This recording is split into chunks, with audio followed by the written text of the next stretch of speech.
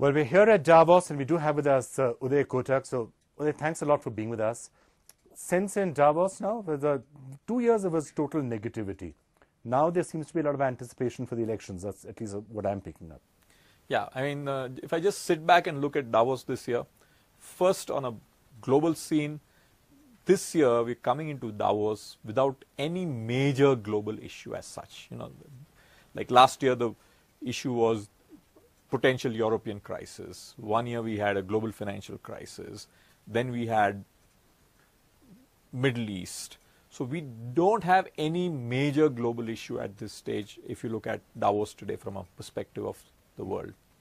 And normally my sense is that whenever you have a Davos with any major issue, it is normally a forerunner to something which will happen in the year ahead. So one of the things which is on my mind is, are we going to see something in the next 12 months when you have such a no major global issues Davos? That's from a global point of view.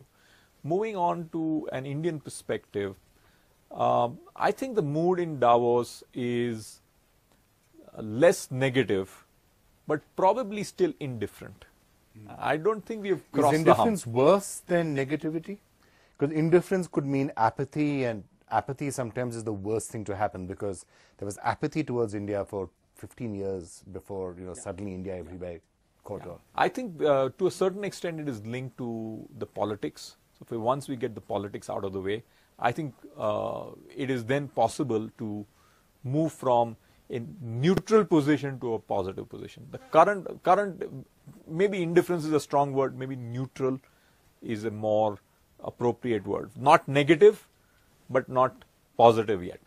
How many people have come to you here in Davos and asked you about the events that are taking place back home, and Aam Aadmi Party and Narendra Modi, and what does all of that mean? I don't think Aam Aadmi Party to the global audience is something which is really factored. It's much more in the Indian DNA because it's a pretty dramatic change.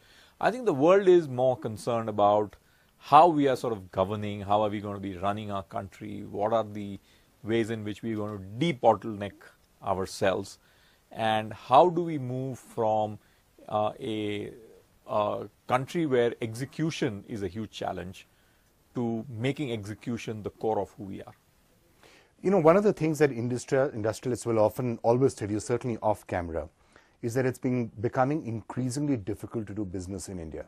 The tax department is after you, the usual red tape is there, some reasonably crazy decisions have been taken in recent times. Is that really what behind the scenes people are saying?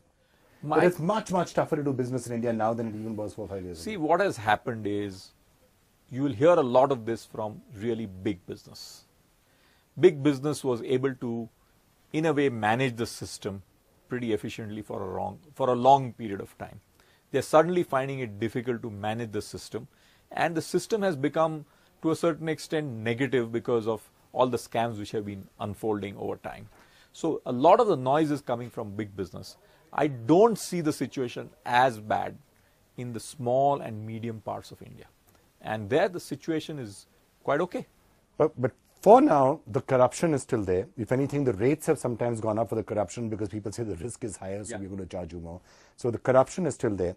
The red tape is still there. The poor infrastructure is still there. You are getting an increasingly activist tax department, and it's not just with Indian companies, also foreign companies, not just Vodafone, but Nokia, Shell, you name it. So to that extent, is it tougher now? See, again, yes, I mean, there are pockets where there are issues, undoubtedly. And the trouble with the Indian system is that very often in large symbolic situations, we don't get it right. And that creates the negative perception, which is getting much more broad-based. But on the ground, if you look at, and I look at it as a good India and a challenging India, a lot of the noise is coming from the challenging India. Leveraged corporates, stuck in infrastructure projects, not moving, used to get the system move earlier. Those are the people making the noise. But on the ground, if you look at small and medium India, business is chugging along, which is why you're getting the 5% growth. And is that happening more in some states than the others? So is it now increasingly becoming a state-space? Undoubtedly. I think there are some states where it is definitely easier to do business. And some states where it is very difficult to do business. For example, right now, doing business in Andhra Pradesh is damn tough because you don't know who is really in charge of the state with the Telangana issue. So there are specific states where it is getting more challenging, but there are parts of the country which are working fine. All right, so your sense now looking ahead the next few months, weeks, years?